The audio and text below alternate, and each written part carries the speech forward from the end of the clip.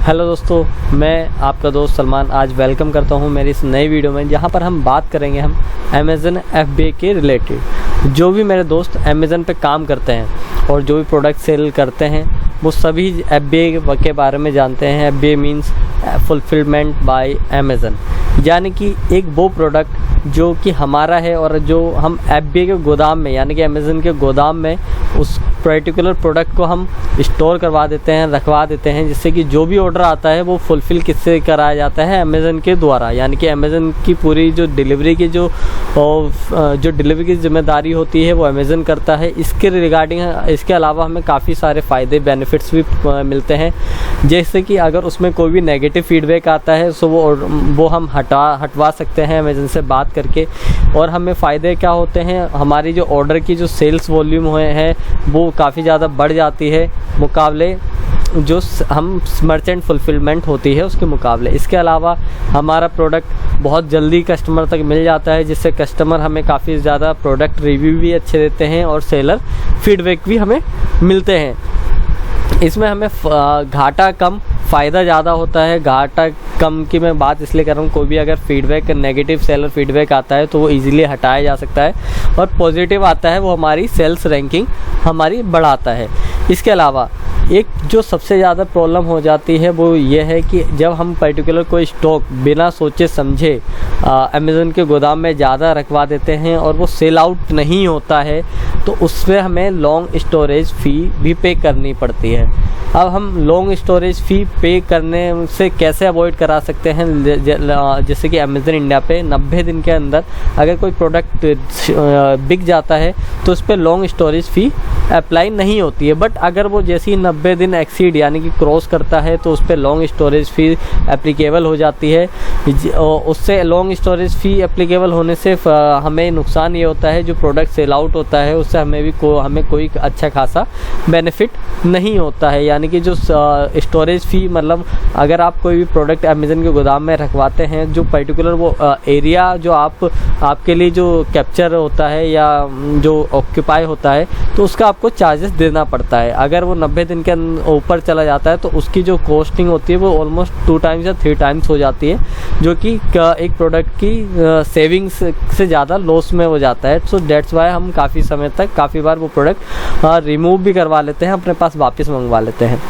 इसके अलावा अब बात ये आती है कि हम कैसे चेक कर सकते हैं कि वो प्रोडक्ट को कितना समय हो गया है। इसके अलावा हम उस प्रोडक्ट के अगर वो हम देख रहे हैं कि वो 90 डेज़ के अराउंड पहुंचने वाला है तो हम उसे थोड़ा सस्ते में अवेलेबल करा के कस्टमर को सेल आउट भी कर सकते हैं, जिससे कि हमें प्रॉफिट तो नहीं होगा बट हमारा जो कस्टमर है वो हैप्पी होगा कि उसे एक पर्टिकुलर प्रोडक्ट बहुत सस्ते में मिल गया है। तो आइए हम बात करते हैं कि किस तरीके से हम अपनी एक स्टोरेज की जो लाइफ है वो कैसे जस्टिफाई कर सकते हैं। तो चलते हैं अमेज़न सेंट्रल ऐप की तरफ। यह हमारा पोर्टल है जहाँ पर हम काम करते हैं। सो हमें इजीली जाना है इन्वेंट्री पेज पे। इन्वेंट्री पेज के अंदर आपका होगा इन्वेंट्री प्लानिंग। सो उस पर हम क्लिक करेंगे। क्लिक करने के बाद एक नया पोर्टल आपके सामने आएगा जो कि कुछ इस तरीके का शो हो रहा होगा। यहाँ पे आपको हमें एज देखने के लिए कि किस प्रोडक्ट की कितनी एज हो गई है, हमें एज इन्वेंट्री समरी पे क्लिक करना है।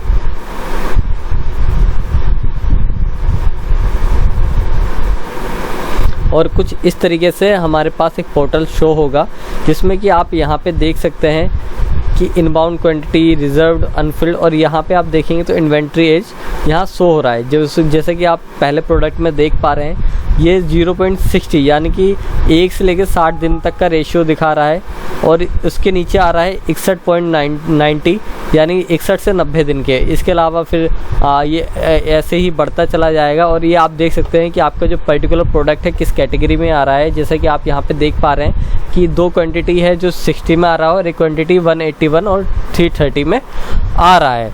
तो अगर लेट सपोज अगर मुझे यहाँ पे ये देखना हो कि कौन सा प्रोडक्ट की मतलब एक सिंपली जस्टिफाई करना हो, अब यहाँ पे आप देख पा रहे हैं इसकी सबका जैसे कि अलग अलग शो हो रहा है कि कोई क्वांटिटी 365 प्लस में भी शो हो रहा है। लेट सपोज मुझे देखना है 365 से अब पे, तो मैं यहाँ इन्वेंट्री इस पे आऊँगा। अगर मुझे इसमें से कोई भी पर्टिकुलर कॉलम सेलेक्ट करूँगा तो जो भी लाइव क्वांटिटी होगा वो आपको शो कर देगा कि आपका 0 से 60 के में कौन सा आइटम है, सही है। और ये अगर मैं चाहता हूँ दोनों देखना चाहूँ तो दोनों पे टिक करूँगा तो दोनों शो होगा। अगर मैं चाहूँ तो इसे हटा देता हूँ तो आपको सिर्फ 61 से 90 तक का ही शो होगा। और मैं चाहता हूँ कि सिर्फ 360 प्लस की इन्वेंट्री देखूँ तो 360 प्लस वाली इन्वेंट्री पे मैं क्लिक करूँगा तो मैं यहाँ पे देख पाऊँगा कि ये 360 प्लस की इन्वेंट्री शो हो रही है। ये 360 प्लस की इन्वेंट्री शो हो रही है। इसी तरीके से आप देख सकते हैं आपकी इन्वेंट्री कितनी शो हो रही है। इसके अलावा आपकी कोई भी इन्वेंट्री ऐसी है जो 360 प्लस से प्लस हो गई, मतलब 365 से प्लस हो गई, यानी 1 साल से अब हो चुकी है और वो सेल आउट नहीं हो रही। सो आपके लिए बेहतर यही होगा कि आप उस पर्टिकुलर प्रोडक्ट को वापस मंगा लीजिए। जैसे कि मैं इन प्रोडक्ट को मैंने ऑलरेडी अप्रूवल वो रिमूवल के लिए डाल दिया है, तो ये वापस क्यों हम मंगा रहे हैं, से हमें क्या नुकसान क्या फ़ायदा है कि हमारी जो फ़ी है, जो वहाँ पे स्टोरेज फ़ी जो लग रही है वो हमारे गोदाम पे हमारा माल हमारे पास वापस आ जाएगा और जो स्टोरेज फ़ी है हमें वो पे आउट नहीं करनी पड़ेगी। तो इस तरीके से हम अपनी इन्वेंट्री को मैनेज कर सकते हैं, अपने सिर्फ वही प्रोडक्ट अवेलेबल करा सकते हैं। इससे हमें एक स्पेस जो आपका जो लिमिटेड स्पेस होता है जो अमेज़न आपको देता है अपने सेंटर में रखने के लिए, सो वो आपकी अवेलेबिलिटी भी इंक्रीज़ होगी, जिससे कि आप वो आइटम उधर रख सकते हैं। सो अगर आइटम ऐसे हैं आपके जो सेल आउट नहीं हो रहे हैं और आपके पास 50 ऐसे आइटम हैं जो ऑलरेडी सेल आउट अच्छे सेल हो रहे हैं और वो आपके पास अभी स्पेस नहीं है, तो आप उसे निकाल के इससे उन आइटमों से रिप्लेस करवा सकते हैं, जिससे कि आपकी सेल्स बढ़ेगी और आपकी क्या है जो स्टोरेज फ़ी जो एक्स्ट्रा पे हो जा रही थी वो आपकी सेव हो जाएगी। तो इसी तरीके की वीडियो के लिए आप बने रहें हमारे साथ। Thank you so much.